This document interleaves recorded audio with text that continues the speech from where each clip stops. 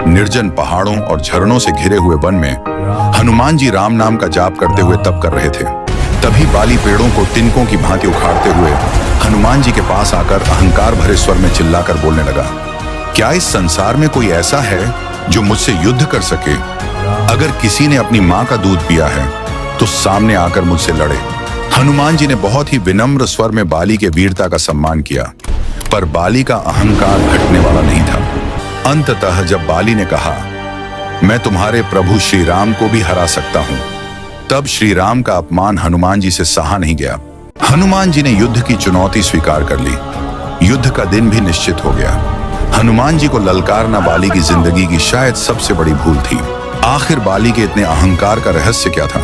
दरअसल बाली को उसके धर्म पिता इंद्र से एक दिव्य हार प्राप्त था। यही दिव्य हार उसका असली अस्त्र था, जो किसी की भी आधी शक्ति खींच सकता था।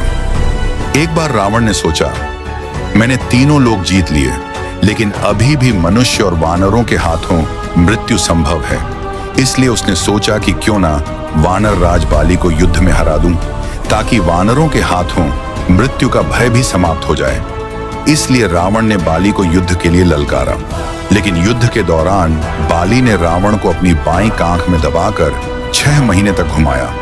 अंततः रावण ने बाली से क्षमा मांग ली और उसे मित्रता कर ली। रावण जैसे महाबली को हराने के बाद बाली का अहंकार चरम सीमा पर पहुंच गया।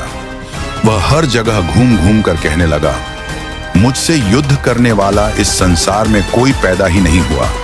मैं सर्वशक्तिमान हूं, रावण भी मेरे सामने तुच्छ है। जब बाली का अहंकार सीमा से बाहर हो गया, तब जांबवंत जी से रहा नहीं गया। उन्होंने बाली से कहा, तुम जो स्वयं को सर्वशक्तिमान और अजेय वीर समझ रहे हो, यह तुम्हारा भ्रम है। तुम्हें भी धूल चटाने वाला इसी संसार में मौजूद है। बाली गरजते हुए बोला, कौन है वह? बताइए, मैं उसका भी अंत कर दूंगा। जांबवंत जी बोले, हनुमान की शक्ति के सामने तुम कुछ भी नहीं हो। बाली उपहास करते हुए बोला, क्या मजाक कर रहे हैं आप? वह हनुमान जो हमेशा गुफा में छिपकर राम नाम जपता रहता है, उसके पास भी कोई शक्ति है? शंख को यह सुनकर आश्चर्य हो रहा है। मैं तो उसे चुटकी में ही समाप्त कर सकता हूँ। यह कहकर बाली पेड़ों को उखाड़ते हुए हनुमान जी को ढूंढने निकल पड़ा। कहाँ गया राम भक्त हनुमान? कहाँ छिपा बैठा है? एक बार मिल जाए उसकी जीवन लीला समाप्त करके ही किष्किंधा लौटूंगा। निर्जन वन में जहाँ सुंदर झरनों और पक्षियों की मधुर ध्वनि से वातावरण पवित्र था, वहाँ हनुमान जी गहरी तपस्या में लीन थे। अचानक बाली की गर्जना से वह शांत वातावरण बदल गया।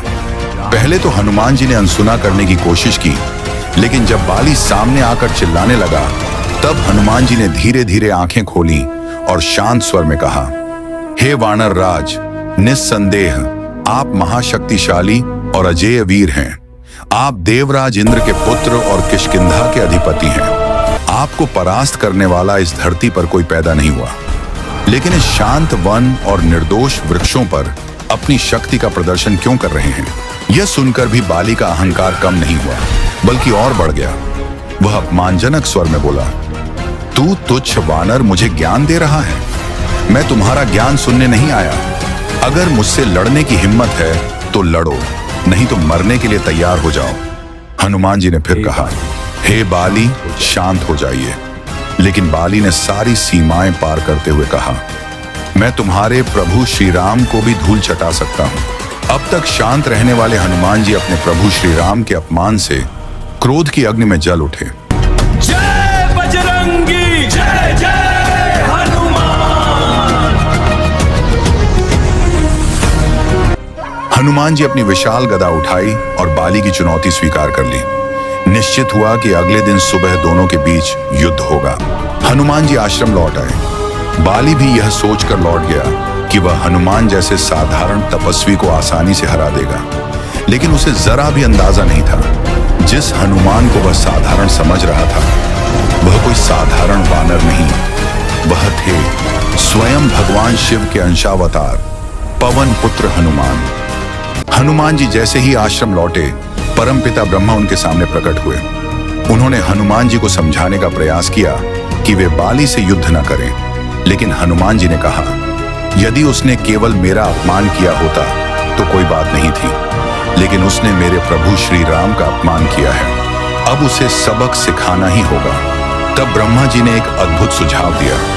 ठीक है हनुमान, तुम युद्ध के लिए जाओ, लेकिन अपनी कुल शक्ति का केवल 10वां हिस्सा ही प्रयोग करना। बाकी शक्ति अपने आराध्य के चरणों में समर्पित कर दो। युद्ध के बाद तुम वह शक्ति पुनः प्राप्त कर सकते हो, क्योंकि यदि तुम पूर्ण शक्ति के साथ बाली से युद्ध करोगे तो वह तुम्हारे तेज से ही भस्म हो जाएगा और इससे श्री राम की भविष्य की लीला में बाधा आ जाएगी। हनुमान जी ने सहमति जताई। अगले दिन हनुमान जी मात्र 10% शक्ति लेकर युद्ध भूमि में पहुंचे। जब हनुमान जी और बाली आमने सामने आए, पूरा रण क्षेत्र कांप उठा। जैसे ही हनुमान जी की दृष्टि बाली पर पड़ी, बाली के गले का दिव्य हार सक्रिय हो गया। उसने हनुमान जी की 10% शक्ति का आधा यानी कुल 5% शक्ति अपने अंदर खींच ली और उसी क्षण रणभूमि की हवा तक थम गई। शक्ति के संचार से बाली के शरीर में बिजली सी दौड़ गई। उसे लगा जैसे शक्ति का सागर उसके भीतर उमड़ पड़ा हो। उसका शरीर गुब्बारे की तरह फूलने लगा। उसकी रगों में इतना तेज प्रवाह होने लगा कि लगा अभी फट जाएगा। तभी ब्रह्मा जी प्रकट हुए और बोले, यदि जीवित रहना है तो तुरंत यहां से भागो। 1000 योजन दूर जाकर ही तुम्हें राहत मिलेगी। बाली भयभीत होकर भागने लगा। भागता रहा। बहुत दूर पहुंचने के बाद ही उसे कुछ हल्का महसूस हुआ। तभी ब्रह्मा जी फिर उसके सामने प्रकट हुए और बोले, हे बाली, तुम स्वयं को संसार में सबसे शक्तिशाली समझते हो, लेकिन तुम्हारा शरीर हनुमान की शक्ति का एक छोटा सा अंश भी सहन नहीं कर पाया। हनुमान केवल 10% शक्ति लेकर आए थे और तुम्हारे वरदान के कारण उसकी भी आधी यानी 5% शक्ति ही तुम्हारे शरीर में आई और तुम उसे भी सहन नहीं कर पाए। सोचो, यदि हनुमान अपनी संपूर्ण शक्ति के साथ आते तो तुम्हारा क्या होता? यह सुनकर बाली की आंखों से अहंकार का पर्दा हट गया। वह तुरंत हनुमान जी के चरणों में गिर पड़ा और बोला, हे हनुमान जी, आप इतने शक्तिशाली होकर भी कितने विनम्र हैं। हर समय प्रभु का नाम जपते हैं और मैं एक मूर्ख थोड़ी सी शक्ति पाकर कितना अहंकारी बन गया था। मुझे क्षमा करें। बाली के शब्दों में अब अहंकार नहीं बल्कि पश्चाताप था। हनुमान जी ने उसे उठाया और अत्यंत करुणा भरे स्वर में कहा, हे बाली, शक्ति का अर्थ दूसरों को दबाना नहीं होता, बल्कि अपनी शक्ति को नियंत्रित करना ही सच्ची वीरता है।